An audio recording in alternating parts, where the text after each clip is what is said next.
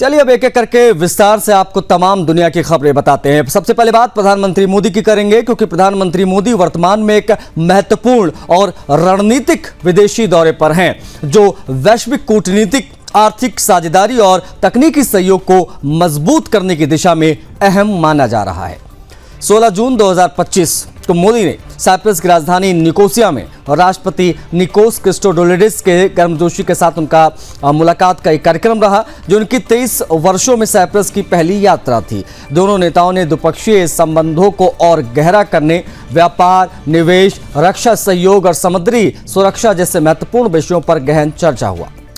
प्रधानमंत्री मोदी ने साइप्रस को भारत का भरोसेमंद और दीर्घकालिक रणनीतिक साझेदार बताया। दोनों देशों के बीच व्यापार को $150 मिलियन के पार पहुंचने की जानकारी दी।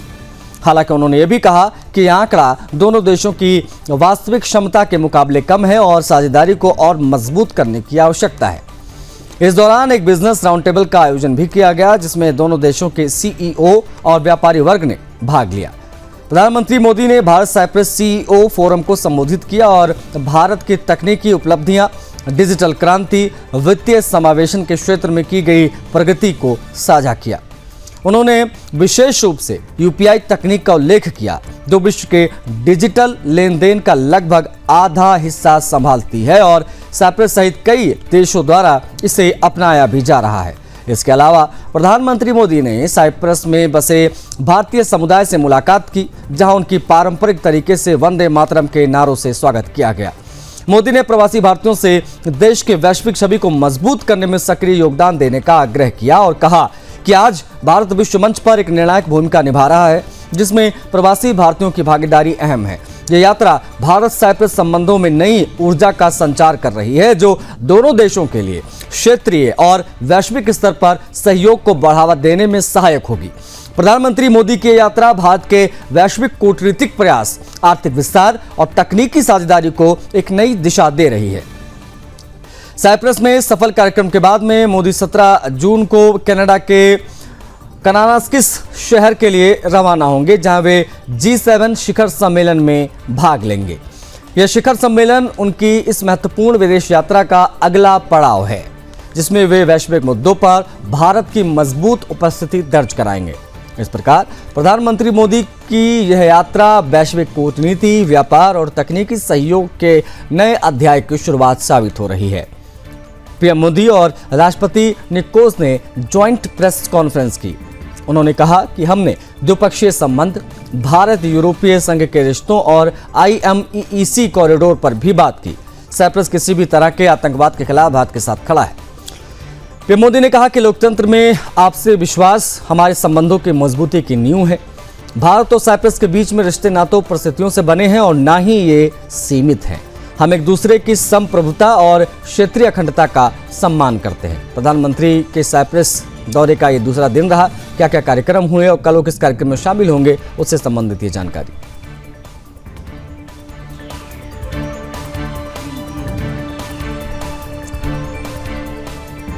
ये 3 तस्वीरें हम आपको दिखा रहे थे। पीएम मोदी का भव्य स्वागत हुआ गर्मजोशी के साथ। दोनों नेता विश्व के मिले, राष्ट्रपति भवन में बैठक हुई और प्रधानमंत्री मोदी और साइप्रस के राष्ट्रपति के साथ में उनको आज साइप्रस का सर्वोच्च सम्मान भी दिया गया।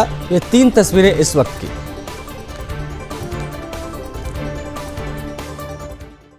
रक्षा और सहयोग को और मजबूती देने के लिए द्विपक्षीय डिफेंस कोऑपरेशन प्रोग्राम के तहत रक्षा उद्योग पर बल दिया जाएगा।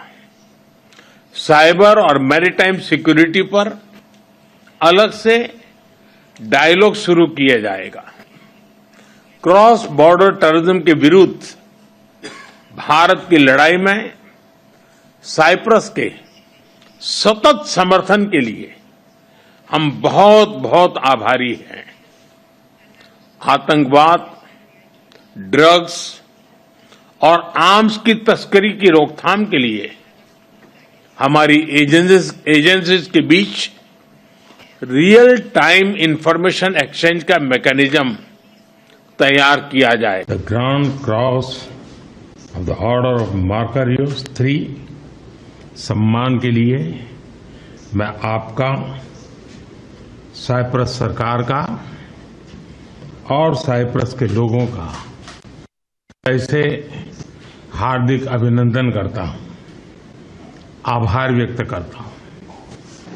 यह सम्मान केवल मेरा, नरेंद्र मोदी का सम्मान नहीं है, ये 140 करोड़ भारतवासियों का सम्मान है। उनके सामर्थ्य और आकांक्षाओं का ये सम्मान है। ये हमारे देश के सांस्कृतिक भाईचारे और वसुधैव कुटुंबकम की विचारधारा का सम्मान है। मैं ये अवार्ड भारत और साइप्रस के मैत्रीपूर्ण संबंधों को,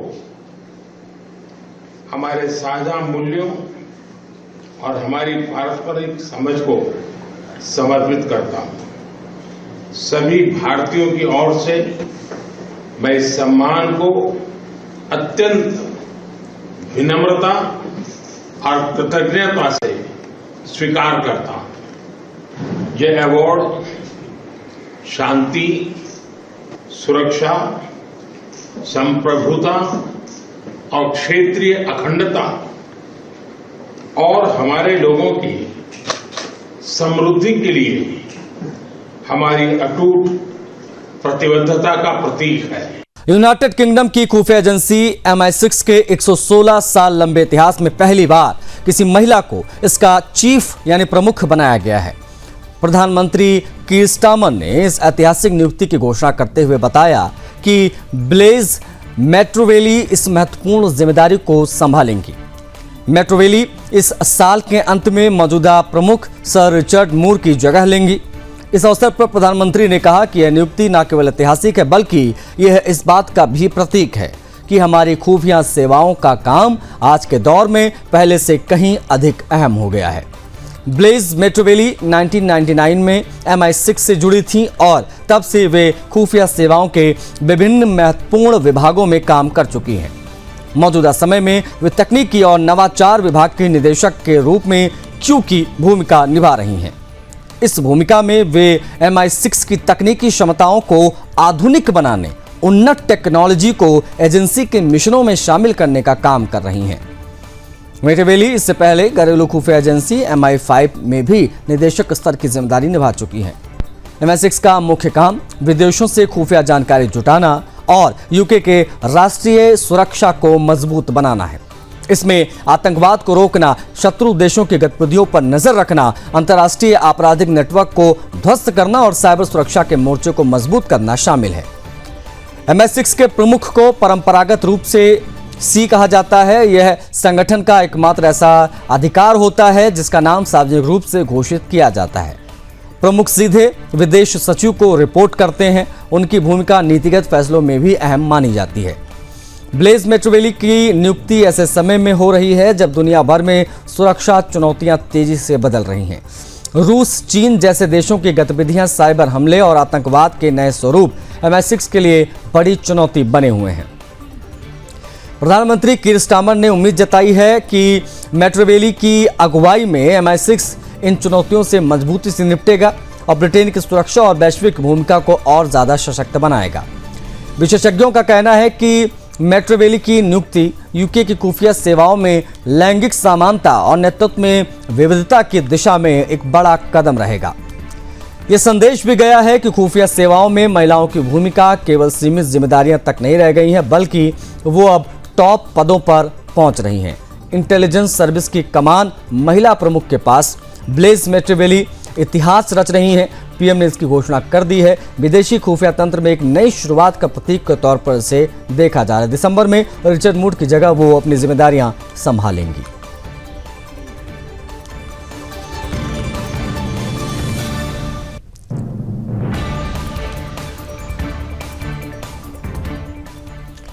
अमेरिका में राष्ट्रपति ट्रंप की नीतियां और उनके कथित तानाशाही रवैये के खिलाफ बड़े पैमाने पर नो किंग्स नामक विरोध प्रदर्शन आयोजित हो रहे हैं। यह आंदोलन पूरे अमेरिका के 50 राज्यों में एक साथ आयोजित हो रहे हैं। इसे 50 स्टेट्स 50 प्रोटेस्ट वन मूवमेंट का नाम दिया गया है।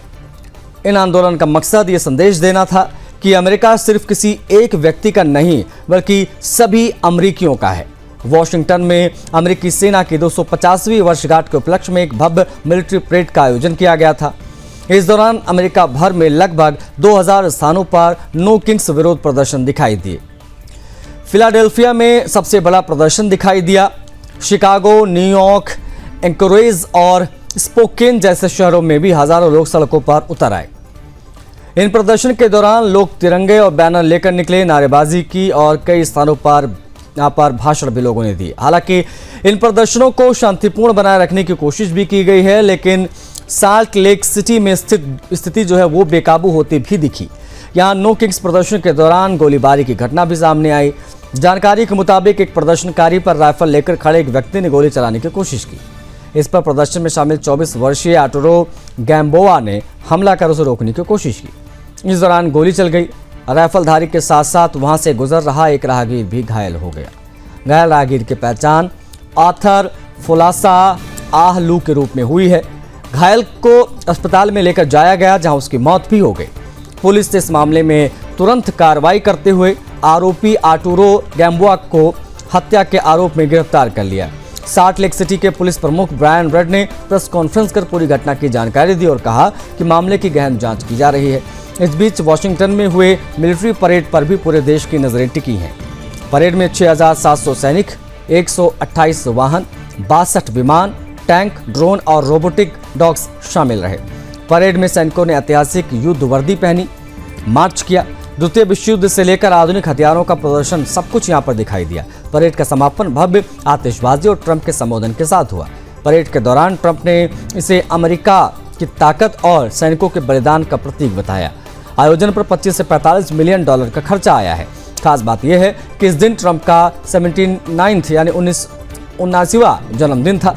उपराष्ट्रपति जेडी वेंस ने मंच से ट्रंप को जन्मदिन की बधाई भी दी और अपनी शादी की सालगिरह का जिक्र भी किया। हालांकि इस परेड और ट्रंप की नीतियों के खिलाफ उठी आवाज ने अमेरिका में राजनीतिक माहौल को और गर्म कर दिया है। पुलिस ने देश भर में सुरक्षा बढ़ा दी है और हिंसक घटनाओं ने निपटने के लिए विशेष दस्ते भी तैनात कर दिए गए। प्रदर्शनकारियों का कहना है कि उनकी आवाज को दबाया नहीं जा सकता है। वो शांतिपूर्ण तरीके से अपनी मांग उठाते रहेंगे। यह घटना अमेरिकी लोकतंत्र में अभिव्यक्ति की आजादी और कानून व्यवस्था की चुनौती पर एक बार फिर से सवाल खड़े करती है। अमेरिका में नो किंग्स प्रदर्शन के दौरान हिंसा प्रदर्शन में नो किंग्स रैली, गोलीबारी में एक की मौत हुई। उससे जुड़ी ये तमाम खबरें मिलिट्री परेड के दौरान ट्रंप का विरोध करने का इनका मकसद था।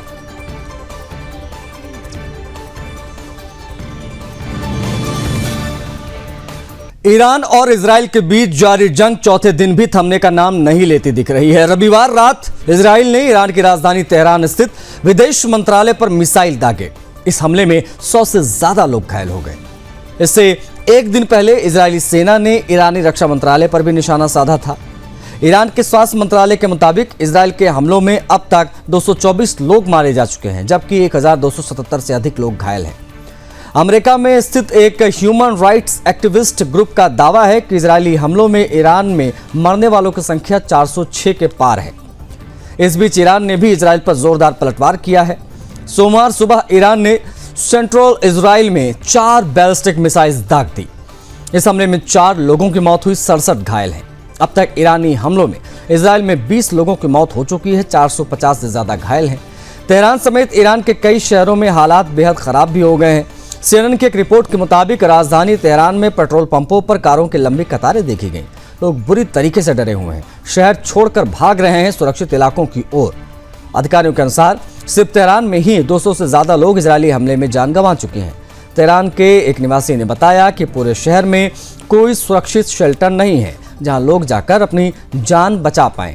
लोग बमबारी से बचने के लिए उत्तर दिशा की ओर कैस्पियन सागर की तरफ भागने की कोशिश कर रहे हैं। इजराइल ने रविवार को चेतावनी जारी की थी कि जो लोग हथियार बनाने वाले इलाकों या सैन्य ठिकानों के पास रहते हैं वो तुरंत उन जगहों को छोड़ दें, क्योंकि खतरा और बढ़ सकता है। इजराइल ने अपने सैन्य अभियान को और तेज करने के संकेत दिए हैं।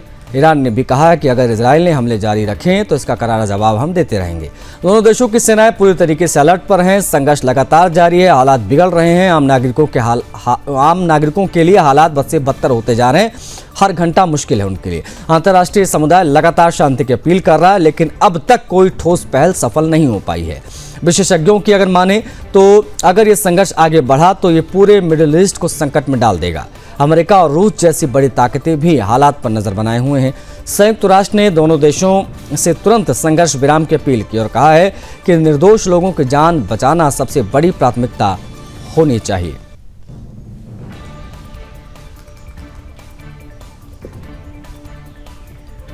मध्य पूर्व की धरती पर फिर से जंग की ज्वाला भड़की हुई है। ईरान और इजराइल के बीच में संघर्ष लगातार जारी है। जैसे कि हमने अभी आपको बताया, हालात बेहद खतरनाक हैं। दोनों देशों ने एक दूसरे पर मिसाइलों की बौछार कर रखी है। अब इजराइल का इसमें दावा है कि उसने तेहरान में ईरानी रक्षा मंत्रालय, ऑयल डिपो और गैस रिफाइनरी समेत 150 से ज्यादा ठिकानों को तबाह किया। इस 2 दिन की लड़ाई में ईरान को भारी नुकसान हुआ है। अब तक 138 ईरानी मारे जा चुके हैं, जिनमें 9 न्यूक्लियर साइंटिस्ट और 20 से ज्यादा टॉप कमांडर शामिल हैं। 350 से ज़्यादा लोग इसमें घायल हैं। ईरान ने अपनी राजधानी तेहरान समेत 7 राज्यों में एयर डिफेंस सिस्टम एक्टिव कर दिए हैं ताकि इजराइल की मिसाइलों को रोका जा सके। ईरान ने भी पलटवार में 150 से ज़्यादा मिसाइलें इजराइल पर दागी हैं। आपको बता दें कि ईरान ने 3 इजरायली F-35 फाइटर जेट भी गिराने का दावा किया है। इजराइल एयरपोर्ट अथॉरिटी के मुताबिक बेन गुरियन एयरपोर्ट बंद है। अधिकारियों ने कहा है कि चालू होने से 6 घंटे पहले इसकी जानकारी दे दी जाएगी।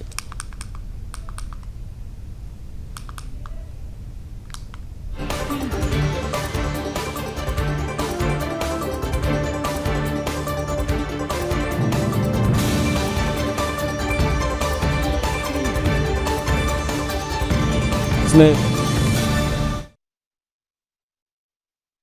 पहुंचा रहे हैं। बेन गुरियन एयरपोर्ट बंद है क्योंकि लगातार मिसाइलों का अटैक जारी है।